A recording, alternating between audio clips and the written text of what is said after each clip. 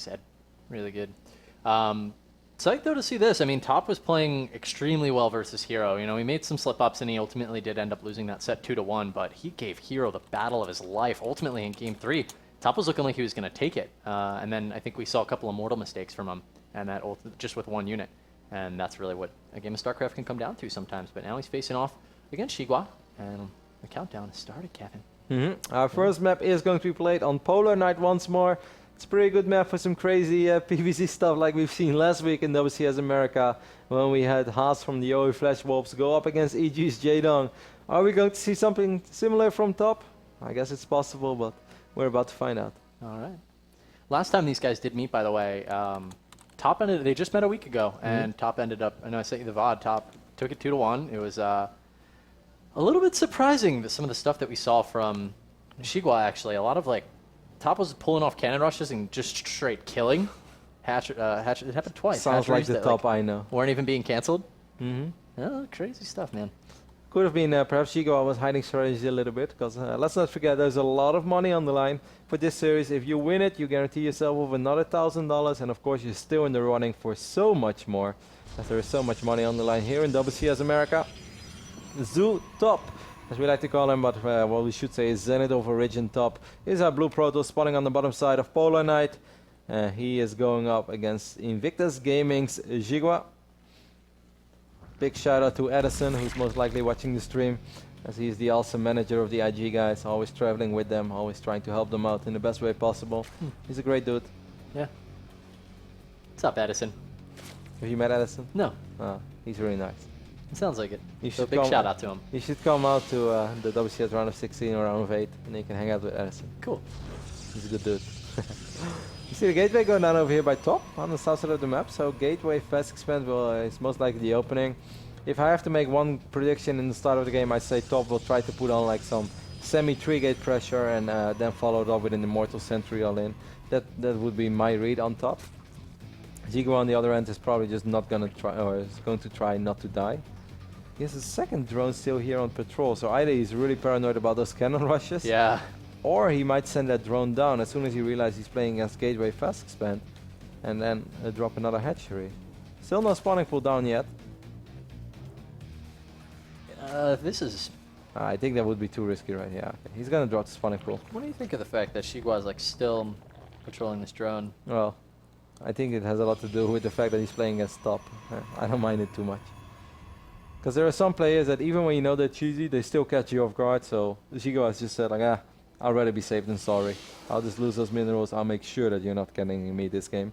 Because Xigua probably also feels like, hey, all you do is this kind of stuff, so if I don't die early on, if I can turn this into a normal game, I am most likely the better player and I should be able to win this series. That's at least what I think the mindset of Xigua is. Alright, so Polar Night is the map, and thirds tend to be a little far out to take on this map, which I like for Xigua a bit. He does favor lots of lanes in his comp. That's the one thing I can, like, you can definitively say about Xigua's playstyles. He just loves his speed links. They're not in every game, but when he makes them, he makes a lot, and they'll often accompany even like roaches. Like he'll do, you know, a lot of roaches and lings and just make his way around the map. Yeah, he definitely seems to excel in these spaces where he has 4 or 5 hatcheries to work from, where he still does a reasonable job in injecting and he keeps his money low, and he's also trying to recycle units, trading units. Because I felt like the game on Heavy Rain, he was playing good. It was just Hawk that did not really make any mistakes, and that's why things were not falling together for Xigua.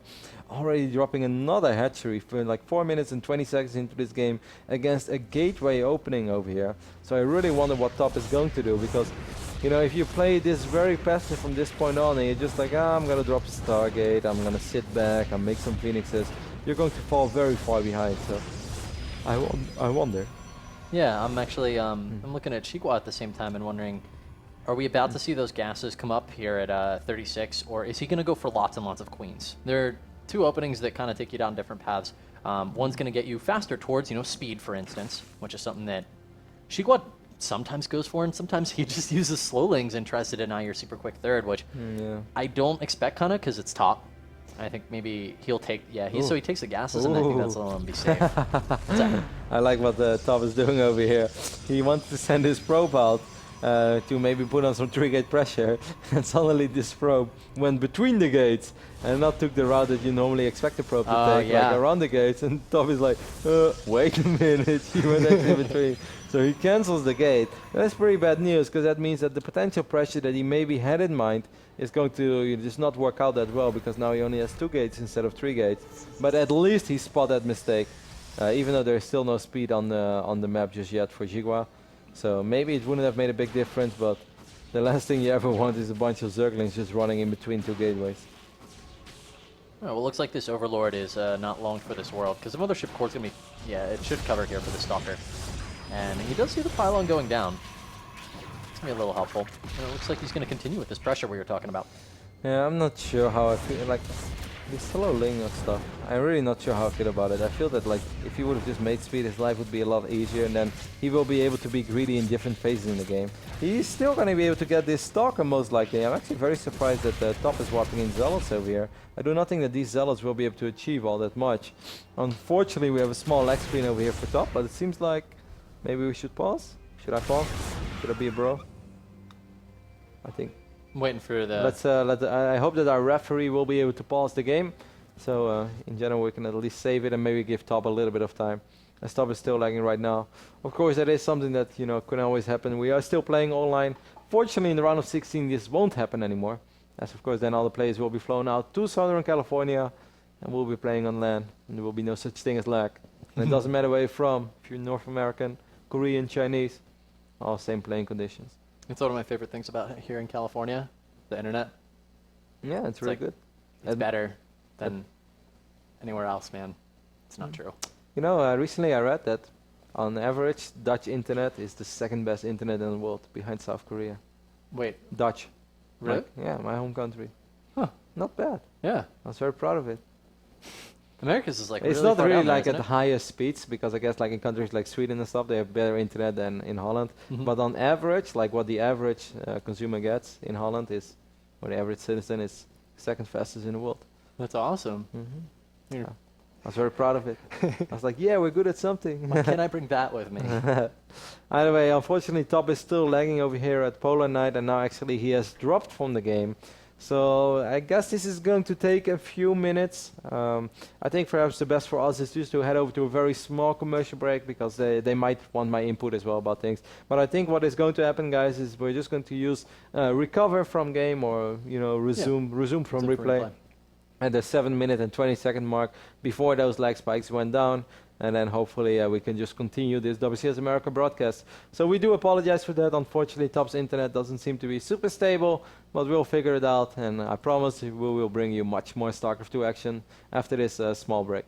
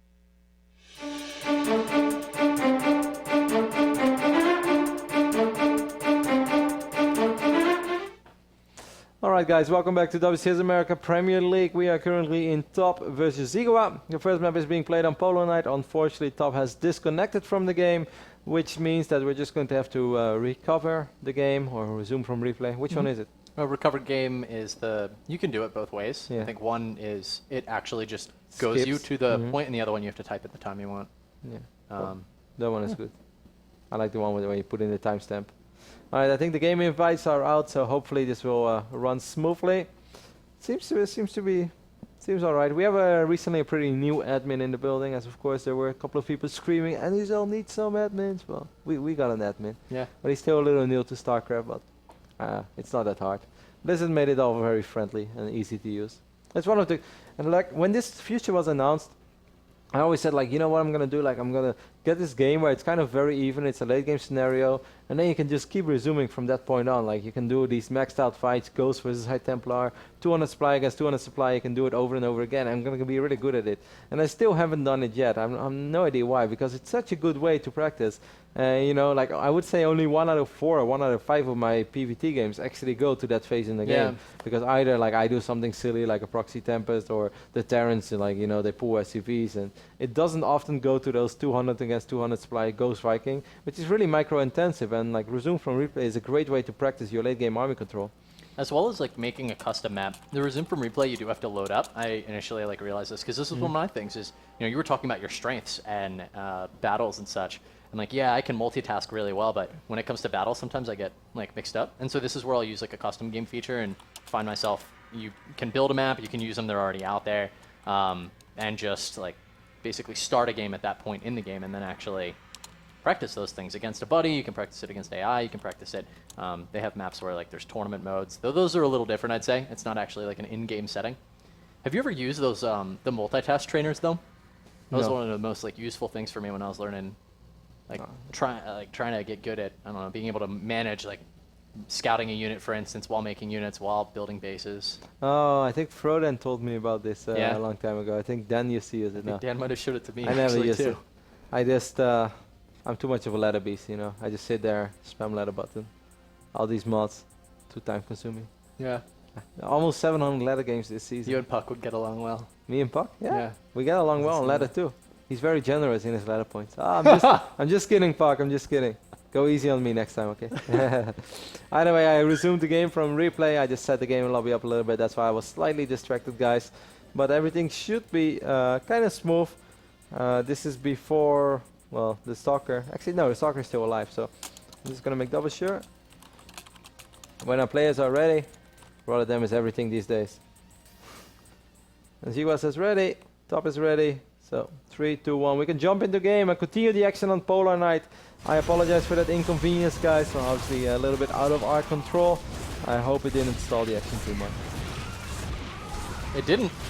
Lots of units going down for top right now, actually. He just lost a couple of Zealots and a Sentry there. He's going to be falling back now with these Queens, but more and more Slowlings coming forward. And Xigua's doing work with these unupgraded Zerglings. Yeah, Xigua and Slowlings, it's just like, it's a whole new thing over here. These Queens are very far out of position. This might actually, well, that one Stalker is a good chance of falling if Top doesn't send it back properly. It is the no, it's not the regenerating shield just yet. Oh man, these Zerglings are on the chase. He's gonna get a tap soon. Pop. And 2 more Stalkers. Still has to be careful. Oh, they could clump up, and yeah, that was force field. Yeah, good enough. Alright, so well done there by Top. He did force out a lot of units. The Queens were out of position for a little while. He had the Twilight Council as follow-up in the main base. I do not think that that was very successful, but at least it wasn't an absolute disaster, you know? It can go both ways. Sometimes not failing is as good as succeeding. Well, you know, Top overall, the resources lost are fairly close, but Top did lose a little more gas, I think, there. And Xigua, he had to pull away some Queens, but he only has 3 of them, so he definitely also missed some injects, bringing those Queens all the way down. Remember, there were 2 of them all the way down that far on the bottom of the map, and this is the reason why maybe we see him pulling a little bit of money right now, but with a Hydra down on the way, upgrades started as well.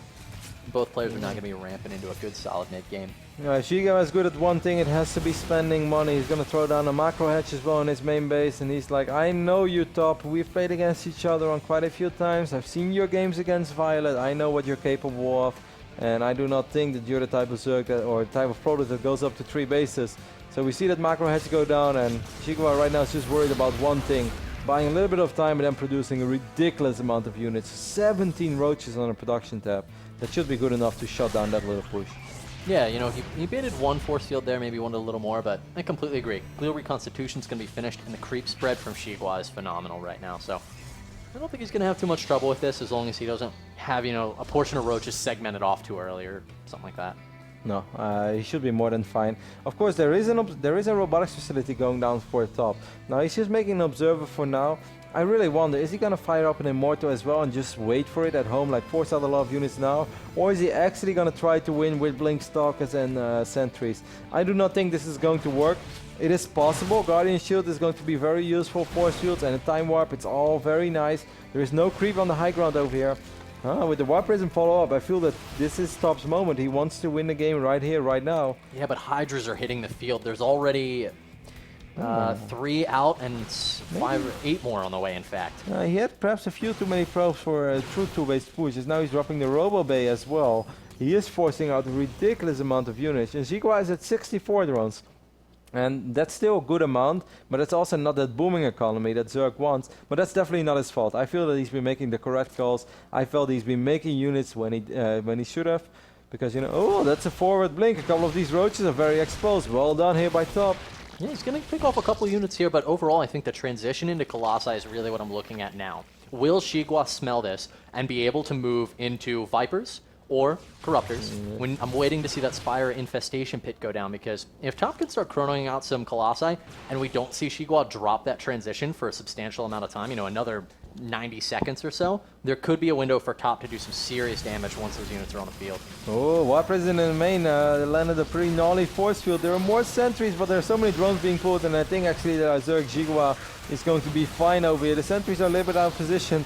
These Stalkers just don't have that much DPS, so these few roaches, these few Hydras that there were in the main base will be able to secure the main for now. This is just Top, man. On any given moment, he's going to try to force field you out of his main. He's always looking for an opportunity to do something terrible to the Zerg player. He's an absolute nightmare to play against. If you play Zerg, it is a little gimmicky, but it can always work. All right, well, force fields are going down, and he's going to be able to hold these Hydras back mostly on the low ground. The Roaches are going to have to fall back up top. Kevin, I think Top missed a huge opportunity to push forward with this army while Xigua had actually pulled everything back to the main, and now he's paying the price. Forces the recall. Top is substantially behind.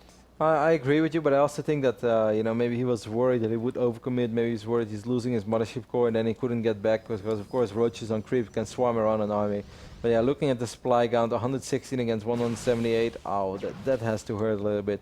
Yes, we do have one Colossus on the field. That Colossus is going to be awesome against these 25 Hydras, but let's not forget about these 24 roaches. And even when Colossus are awesome, one Colossus is not 25 Hydras awesome. Yeah, and no extended thermal lances either, so... It's like maybe 5 Hydras awesome. That's it. So, that is so many Hydras. They're all in the front. That makes it maybe like 9 Hydras. Here comes that real Zerg army though. Roaches and Hydras moving into the front. Stalkers are being forced to blink back defensively. And when the gateways are falling in your natural, you often know you're in a lot of trouble. Good micro here by Top. He's making the best of what he has. Yeah. The problem is that he just has so little to work with. Roaches and Hydras have been breaking through. A couple of probes we will be forced to pull. And there is a good chance over here that Top will stabilize, but then we have to ask ourselves the good old question. And what color? Yes, sir. Too much damage for Top, and yeah, I think he's going to hold it. You know, he's microing the second Colossus really well. I must say, Top does some really sick micro. Unfortunately, he's going to lose his Nexus too. If he would have been able to save that Nexus, you know, I would have sort of believed in a small miracle over here, because this was his entire army. That was really well done here by Top. Maybe one Colossus is? 16 Hydra, awesome apparently. And he has 16 kills. And the other Colossus has 13 kills. Hey, that makes 29 Hydras, awesome. Either way. Remember it was 25? Yeah, but it was 2. It was 2 Colossus. Great micro there by Top, really excellent blinks, good positioning, really using the strength of these Colossus. Unfortunately, he just had so little to work with that Xigua was in a position where he could kind of suicide units.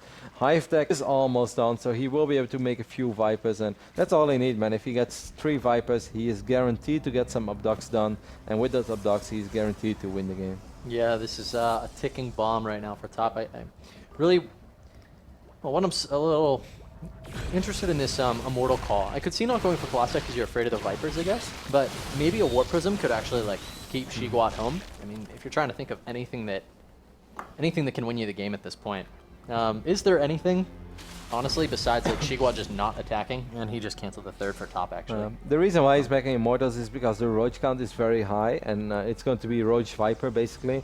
And Colossus, yes, they are very good against Roaches as well, but that's only if your army is like 170, 180 supply, and you have stuff that complements those Colossus in all their DPS and damage what they do. But when the armies are this small, Immortals are far superior against Roaches than Colossus are. So that's why he's making Immortals.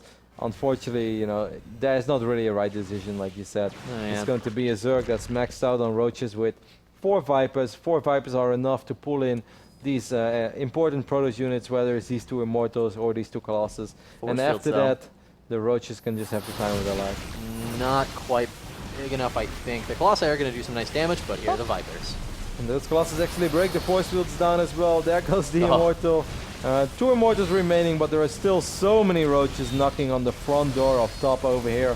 The Immortals get swarmed, Sentries and Stalkers will fall, and with that, GG is called. And Xigua wins our very first game here on Polar Night. Really well played from Xigua, and top, ultimately it was just holding off that aggression from top, right? Like, he didn't fall suspect to that War Prism in the main, which